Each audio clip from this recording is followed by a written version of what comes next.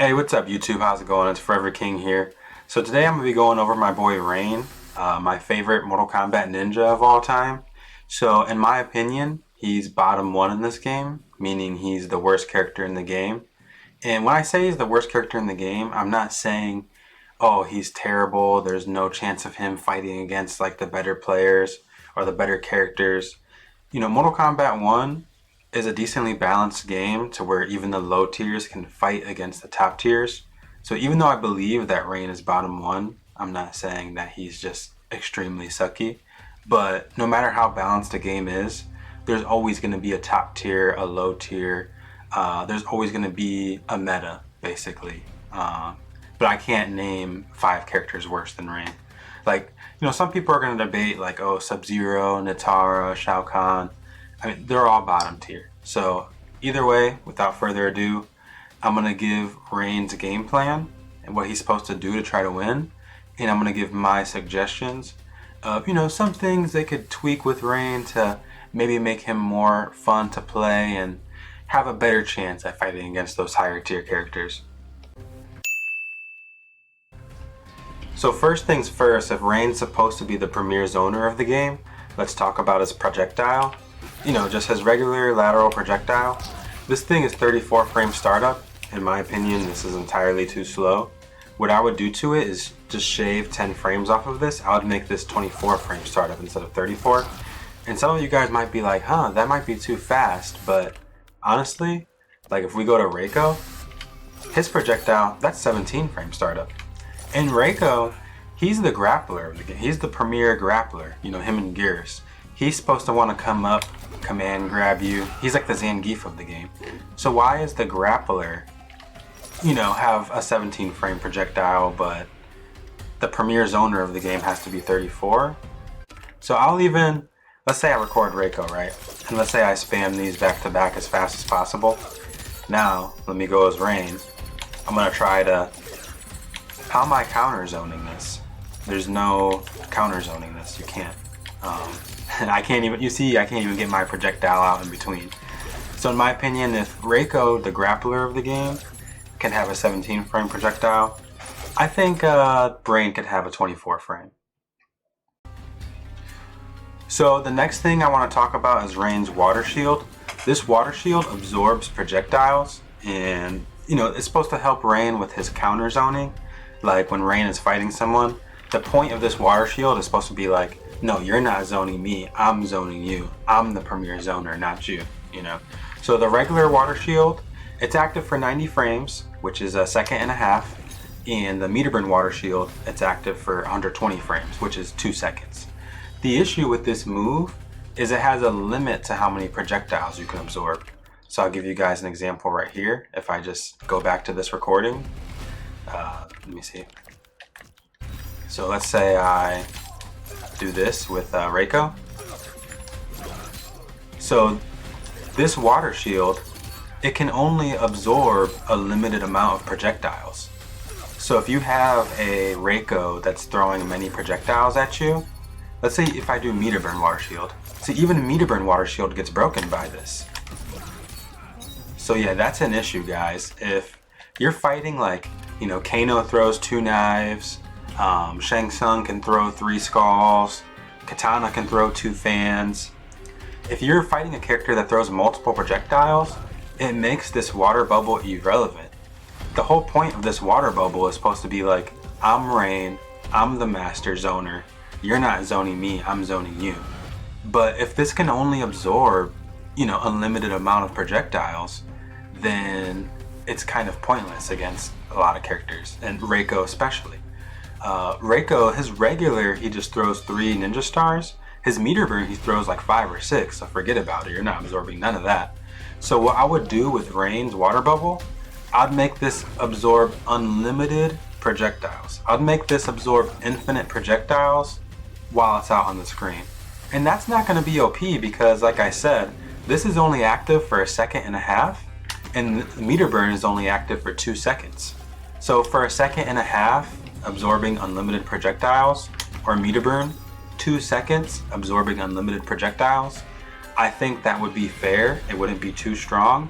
and it could help Rain set up. So like, let's say if Reiko is spamming the projectiles back to back, Rain can set this up, absorb Reiko's projectiles, and then start going for his own stuff. Especially if you did my first chains also, making this 24 frames. This would complement his zoning and counter zoning, which is exactly what he needs. So the next thing I want to focus on is Rain's water gate, these portals. So you have to set up a portal, set up another portal, and then you can meter burn them. The issue is, it's kind of obvious, like your game plan, like your opponent can see you. You have to set up a portal. You can only set up a portal right in front of you. And then you have to walk somewhere else, set up another portal. And then if you meter burn, you can, tie them together.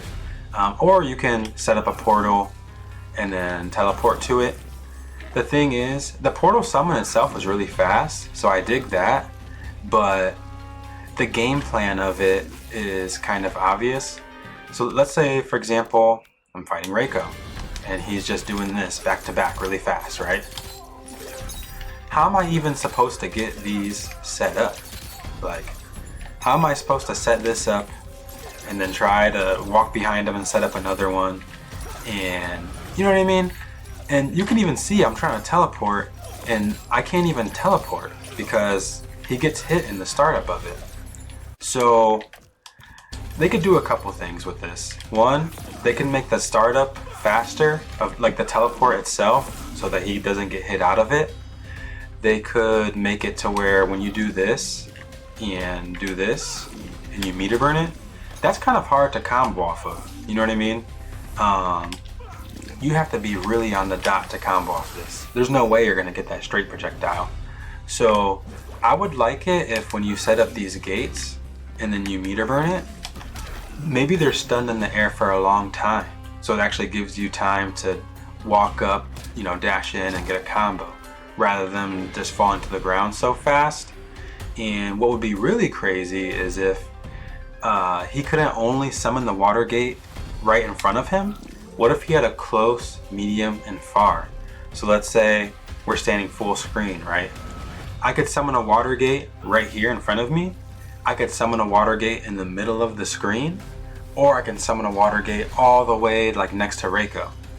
That would be cool. That would make it so his game plan's not super obvious.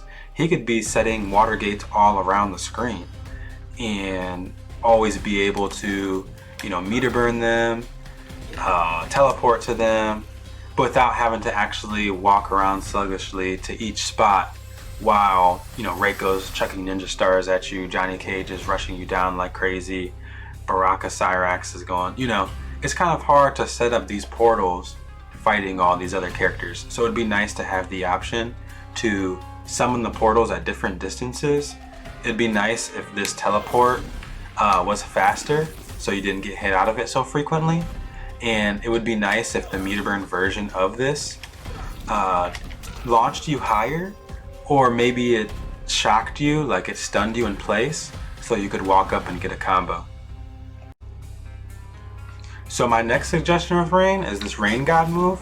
So currently, he just shoots this ball out. You could do close, medium, or far. That's cool, it's awesome.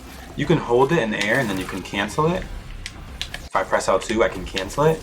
But that's it. So you could either go up and cancel it, or you can go up and shoot the ball. What would be cool is if while you're up here, you could summon a water gate. You can already do water gates in the air, but when you're in this Rain God stance, it doesn't allow you to do water gate. It doesn't allow you to teleport to the water gate either.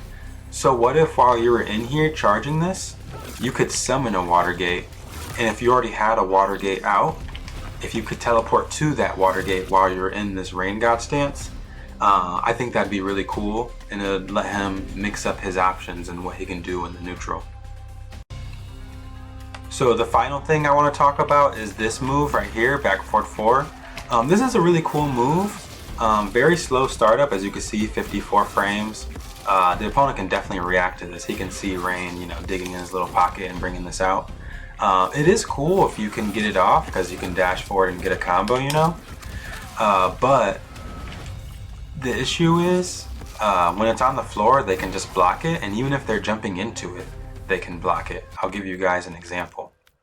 So let's say I'm Rain or Reiko. I'm gonna jump forward and hold block, okay? See, he could just block it. If he jumps into it, he can block it. So one change I would make for this move is maybe it sucks you in from higher in the air, or it has a hitbox that goes up higher. So if they happen to jump into this, they can't just land and just block immediately. Like if they jump into this move has really slow startup. That means Rain predicted that you were gonna move in on him and advance on him. Rain predicted that you were gonna jump in that moment. In my opinion, Rain should get rewarded for that. If you jump into this move right here, you should get sucked in. Like this, that's what should happen to you if you jump into it. You shouldn't be able to just jump in and be like, oh snap, he's doing the move, let me just block, I'm okay, you know? So yeah. So yeah guys, these are my Rain suggestions. I highly doubt there's gonna be a patch anytime soon. I have no idea when they're gonna do their patch for buffs and nerfs. I mean, you could look at Street Fighter 6. Their game came out in June and they still haven't even made buffs or nerfs. So for all we know in Mortal Kombat 1, it could be 6 or 7 months from now when they finally do buffs and nerfs. But whenever they do decide to buff and nerf the cast, these are just some suggestions I think would help Rain. Not only would it help elevate him to the power level of the higher tier characters so he could fight against them, but it would also make him more deep, interesting, complex, and more fun. And that's what we want, right? That's why we play video games, to have fun. So I'm not saying Rain has to get all of these. Even if he got like half of them, or you know, most of them, that would help him out a lot. In my honest opinion, even if you did give him all these suggestions, if you gave Rain every single suggestion I listed here, in my opinion, that would take him from bottom 1 to, he still wouldn't be top 5, maybe he'd be top 10. But I don't think these changes are enough to put him in the top 5, even if you gave them all of them. But it would make him like, people wouldn't complain about him being bad anymore, basically. And yeah, I do want to reiterate, even though I do think Rain is bottom tier, the way he is now, he can still compete, he can still fight, he just struggles, you know? There's no character in this game that's completely obsolete, but why make a character struggle if they don't have to? And if a character is obviously like lacking and compared to the rest of the characters, then why not help them out? So yeah, this is my video on Rain buff suggestions.